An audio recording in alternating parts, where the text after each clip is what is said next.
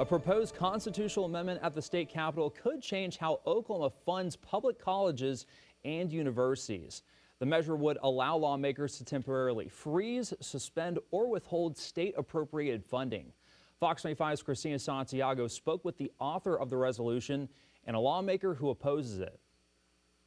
House Joint Resolution 1037, filed by Representative Gabe Woolley, would allow lawmakers to temporarily freeze, suspend, or withhold state-appropriated funding from public colleges and universities through a joint resolution. Representative Woolley says lawmakers could pause funding if they believe a university is using state money in ways that violate the Constitution or state law or support DEI policies he calls divisive. Any funding action would be limited to a maximum of 2 years and would automatically expire unless lawmakers take additional action.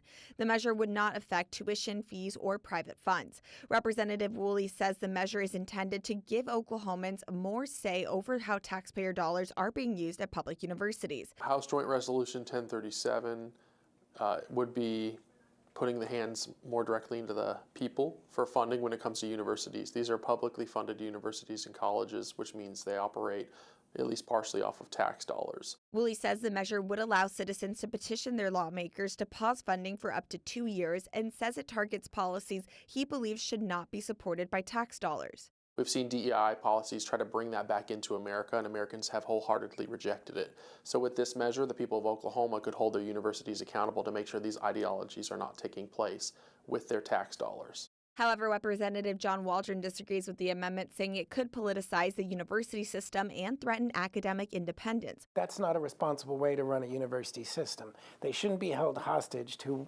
whatever a particular group of legislators believe in a particular term. Waldron says colleges and universities require stable, long-term funding to provide quality education and serve students across the state.